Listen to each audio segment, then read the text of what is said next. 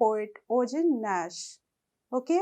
In the earlier video, I have discussed from stanza 1 to 5 of the same poem, and in this video we will continue the poem from stanza number 6. All right? बच्चों, आप ये देख सकते हैं कि मैंने stanza number 6 लिखा हुआ है। सबसे पहले इसे रीड आउट करते हैं। इसके डिफिकल्ट वर्ड्स को आप नोट डाउन करेंगे पहले की तरह, और फिर इसके एक्सप्लेनेशन को समझेंगे, और फिर इसके राइम स्कीम और पोएटिक डिवाइसेस को देखेंगे। ठीक है, तो आप मेरे साथ इसको एक बार रीड आउट कीजिए।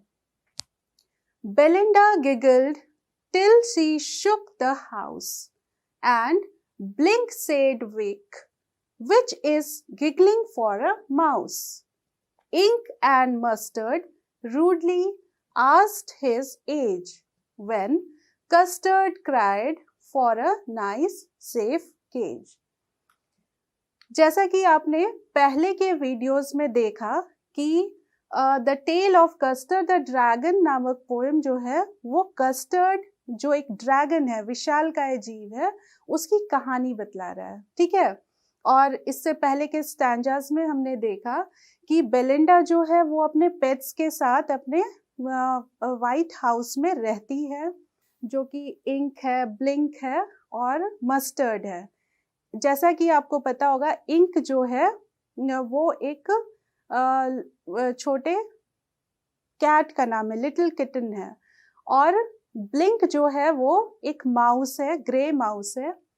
मस्टर्ड जो है वो येलो डॉग है, और फिर कस्टर्ड जो है वो एक ड्रैगन का नाम है। तो ये सारे पेट्स जो हैं बेलिंडा के साथ उसके व्हाइट हाउस में रहते थे। ठीक है, तो यहाँ उसको कंटिन्यू करते हुए, उस पोएम को आगे बढ़ाते हुए, और हमने पिछले स्टैंजास में ये देखा था कि कस्टर्ड जो है वो नाइस सेफ केज के लिए रोता रहता था, वो उसको कावर्ड बताया गया है। तो यहाँ भी हम उसको लास्ट, इस स्टैंजा के लास्ट लाइन में देखते हैं, कस्टर्ड जो है वो क्राई कर रहा है ये नाइस एक सुरक्षित पिंजरे के लिए। तो इसमें है कि बेलिंडा, यहाँ पे समझते हैं, बेलिंडा गिगल्ड, बेलिंडा जो है वो गिगल कर रही है, मीन्स गुदगुदा रही है, उसको उसका मजाक उड़ा रही है। Till she shook the house, और वो इतनी जोर से गिगलिंग कर रही है, मीन्स हंस रही है कस्टर्ड के ऊपर, कि पूरा घर जो है वो क्या हो रहा है, ऐसा लग रहा है कि वो हिल रहा है। ठीक है, एंड ब्लिंक, ब्लिंक कौन है, एक माउस है, ग्रे माउस है। तो वो ब्लिंक क्या कर रहा है, सेड विक, वो अपनी आवाज में, यहाँ विक जो है वो उसके साउंड के लिए यूज किया जा रहा है, जो उस चूहे की आवाज है। विच इज, इसको आगे बताया भी गया है, which is giggling for a mouse, जो चूहे की हंसने की आवाज है उसको विक यहाँ पोएट ओजन नैश ने बताया है। ठीक है, इंक एंड मस्टर्ड वो क्या कर रहे हैं, रूडली, रूडली मीन्स बहुत ही उसके साथ अच्छा व्यवहार नहीं कर रहे हैं, रूडली मीन्स उसके साथ बहुत बुरे तरीके से बात कर रहे हैं, और पूछ रहे हैं कि तुम्हारी एज क्या हुई है। ठीक है, व्हेन कस्टर्ड, और कब ऐसा करते हैं, बेलिंडा कब हंसती है, ब्लिंक कब उसके ऊपर हंसता है, या इंक और मस्टर्ड उसका एज कब पूछते हैं, when Custard cried for a nice safe cage, वो एक सुरक्षित पिंजरे के लिए जब वो रोता रहता है, तब उसके साथ बेलिंडा, ब्लिंक, इंक और मस्टर्ड उसका मजाक उड़ाते हैं। राइट, तो गिगल्ड यहाँ लिख दीजिएगा, मीन्स आप अपनी कॉपी में नोट डाउन कीजिए, टू लाफ, हंसना। ठीक है, विक जो है इसको तो स्टैंजा में ही डिस्क्राइब किया गया है कि गिगलिंग साउंड है वो माउस का है, और एज तो आप जानते ही हैं, उसकी उम्र कितनी हुई है, क्राइड मीन्स रोना। ठीक है, तो ये आपको इस स्टैंजा का एक्सप्लेनेशन है।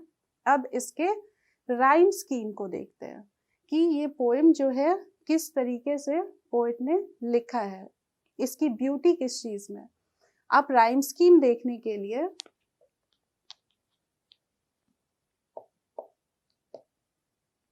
राइम स्कीम को समझने के लिए आपको क्या करना होता है, पोएम की जो लाइन है उसके लास्ट वर्ड को देखना होता है कि वो सिमिलर साउंड कर रहा है कि नहीं। तो यहाँ आप देखिएगा लाइन 1 का, स्टैंजा 6 के लाइन 1 का फर्स्ट लास्ट वर्ड है हाउस, नेक्स्ट है माउस। हाउस और माउस सिमिलर साउंड कर रहा है, house is similar to mouse. ठीक है, तो हाउस और माउस के लिए हम ए, यहाँ पे भी आप इसको ऐसे लिख सकते हैं, ए आप इसको राइम कर सकते हैं। नेक्स्ट है लाइन 3 में एज एंड केज, तो एज के लिए बी लेटर और केज के लिए बी, तो हमारा age and cage similar sound हो रहा है, तो इसके लिए हम बी रख सकते हैं लेटर। तो हमारा राइम स्कीम स्टैंजा 6 का क्या हो जाएगा, ए बी। ऑलराइट, अब आप देखिएगा इस स्टैंजा में पोएट ने ओनोमैटोपिया का यूज किया है। वो एक पोएटिक डिवाइस है या लिटरेरी डिवाइस है, क्या नाम है उसका, ONOMATOPOEIA। ठीक है, ओनोमैटोपिया जो है वो यूज हुआ है इस स्टैंजा में। वो आप कैसे समझ सकते हैं, देखिएगा एक वर्ड है विक और गिगल्ड या विक जो है, ये साउंड जो पोएट ने यूज किया है, एक ड्रामा, एक सीन क्रिएट किया गया है। मीन्स कि गिगल कर रही है, ब्लिंक जो है विक कर रहा है, इस तरीके का जब सीन क्रिएट किया जाता है या जो ड्रामा या पिक्चर हमें दिखाया जाता है, तो ये ड्रामेटिक पिक्चर है। ठीक है, इससे थोड़ा सा हम लोगों को क्लियरिटी मिलती है, हमें पता चलता है कि किस तरीके से वहाँ पे उनका जेस्चर क्या है, उनकी एक्टिविटी क्या है। तो ये सारी ये वर्ड्स जो है उसको और क्लियर करते हैं। तो जब भी ड्रामेटिक पिक्चर क्रिएट किया जाता है, तो उस ड्रामेटिक सीन को क्रिएट करने के लिए ओनोमैटोपिया पोएटिक डिवाइस यूज करते हैं, किया गया है पोएट के द्वारा, हम ऐसा कह सकते हैं। ठीक है, तो आई होप कि आपको स्टैंजा 6 क्लियर हुआ होगा। अब हम नेक्स्ट स्टैंजा यानी स्टैंजा 7 देखते हैं। Students, as you can see that I have written stanza 7 on the board. So let us read it once and then we will note down the difficult words from this stanza and then understand its explanation, and then we'll understand its poetic devices and rhyme scheme. All right? तो आइए stanza number 7 read out करते हैं। Suddenly they heard a nasty sound, and Mustard growled, and they all looked around. Meow, cried Ink, and oh, cried Belinda, for there was a pirate climbing in the window. Suddenly का meaning तो आप समझ सकते हैं, suddenly means अचानक। दे heard, दे यहाँ पे जितने भी उस घर में कैरेक्टर्स हैं, बेलिंडा, इंक, ब्लिंक, मस्टर्ड और कस्टर्ड, उनके लिए दे यूज हुआ है। हर्ड, उन्होंने क्या किया, सुना। हर्ड मीन्स नोट डाउन करेंगे, सुना। अ nasty sound, nasty means bad, बुरा या अनप्लेजेंट, जो सुनने में अच्छी नहीं लगती है, उसके लिए नास्टी वर्ड यूज करते हैं। नास्टी का नोट डाउन कर लेंगे, बैड और अनप्लेजेंट साउंड। ठीक है, साउंड मीन्स आवाज। एंड मस्टर्ड ग्राउल्ड, ग्राउल्ड जो है वो मस्टर्ड के गुर्राने के लिए, बार्क करने के लिए ग्राउल्ड वर्ड पोएट ने यूज किया है। And they all looked around, और जब भी ऐसी नास्टी साउंड उनको सुनाई दी तो उन्होंने क्या किया, लुक्ड अराउंड मीन्स अपने चारों तरफ देखा। म्याओ क्राइड इंक, इंक जो कि बिल्ली का छोटा बच्चा है, वो म्याओ करके क्राई, चिल्लाया। ठीक है, एंड ओह, ओह किसने किया, क्राइड बेलिंडा, बेलिंडा ने ओह किया। क्यों ये सारे एक्टिविटीज क्यों हुई?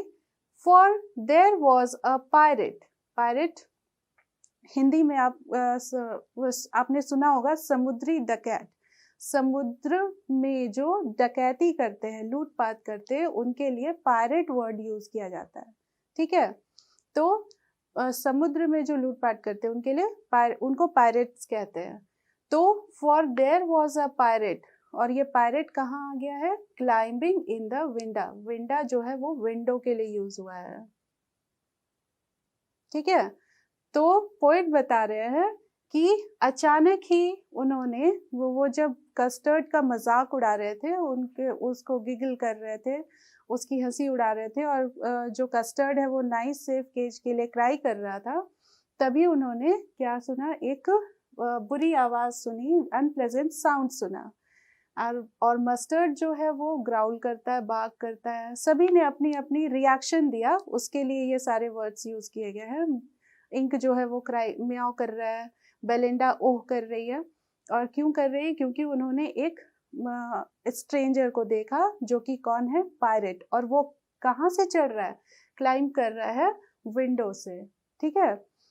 तो यहाँ पे क्लियर हो गया होगा कि इस स्टैंजा में एक नया कैरेक्टर पायरेट की एंट्री होती है, और वो जो है वो सीधे रास्ते नहीं आ रहा है। तो इससे ये क्लियर हो रहा है कि उसका इंटेंशन जो है वो अच्छा नहीं है, वो किसी गलत रॉन्ग इंटेंशन के साथ गलत काम के लिए वो आ रहा है, क्योंकि वो दरवाजे से एंट्री नहीं कर रहा है, वो क्या कर रहा है? विंडो से क्लाइंब करके एंट्री कर रहा है।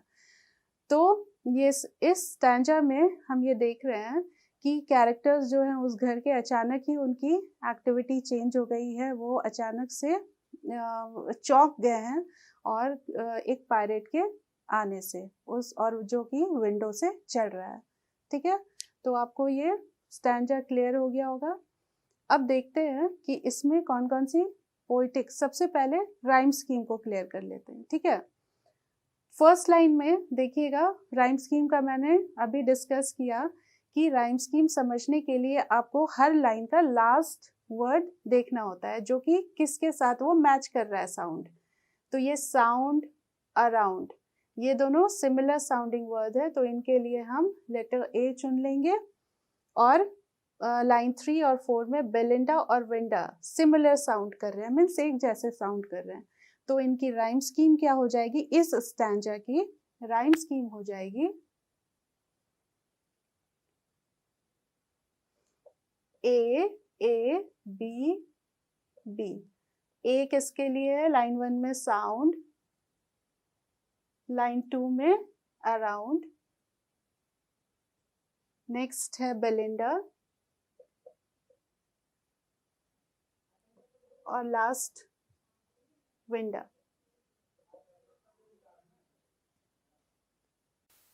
तो स्टूडेंट्स आप देख सकते हैं कि स्टैंजा 7 की राइम स्कीम हमारी ए ए बी बी है, ठीक है। अब इसमें देखते हैं कि कौन सा पोएटिक डिवाइस पोएट ने यूज किया है। आप देखिएगा लाइन 1 में suddenly suddenly they heard a nasty sound. यहाँ पे देखिएगा लेटर एस जो है, स जो साउंड है, कॉन्सोनेंट साउंड जो है बार बार रिपीट हो रहा है। Suddenly suddenly they heard a nasty sound. तो कॉन्सोनेंट्स मीन्स कॉन्सोनेंट साउंड बार बार रिपीट हो रहा है, तो उसके लिए पोएटिक डिवाइस या लिटरेरी डिवाइस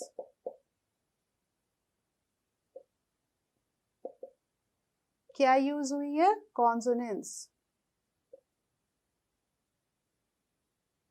स्टूडेंट्स आप देख सकते हैं कि मैंने स्टैंजा 8 बोर्ड पे लिखा हुआ है। आइए इसे पहले रीड आउट करते हैं, इसके डिफिकल्ट वर्ड्स को समझेंगे और नोट डाउन करेंगे, फिर इसके एक्सप्लेनेशन को समझेंगे, और फिर राइम स्कीम और पोएटिक डिवाइसेस देखेंगे, ठीक है। Stanza 8, pistol in his left hand, pistol in his right, and he held in his teeth a cutlass bright. His beard was black, one leg was wood. It was clear that the pirate meant no good.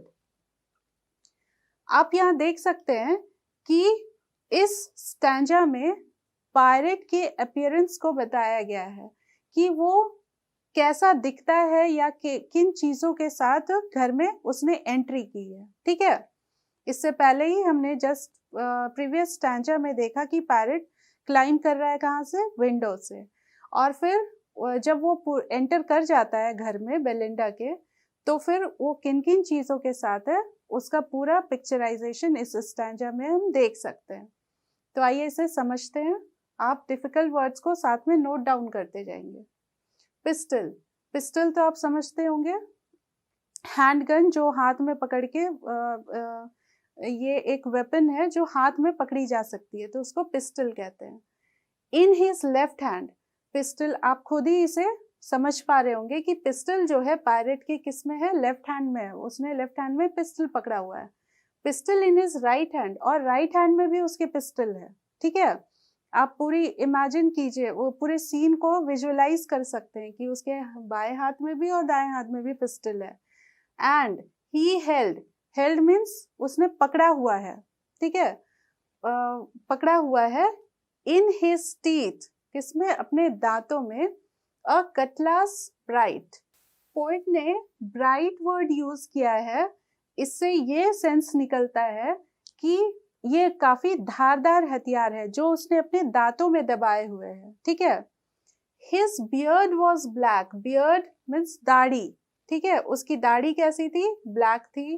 One leg was would, और उसकी एक पैर, एक पैर तो ठीक ठाक है लेकिन एक पैर क्या है, लकड़ी की है। मीन्स उसकी पैर टूटी होगी तो उसने लकड़ी, उसकी पैर जो है लकड़ी की दिखती है, दिख रही है। इट वॉज क्लियर, और इससे ये क्लियर हो रहा है, साफ हो रहा है, दैट पायरेट मेंट, मेंट वहां मतलब, पायरेट का जो मतलब था वहां आने का, वो कोई अच्छा अर्थ नहीं था।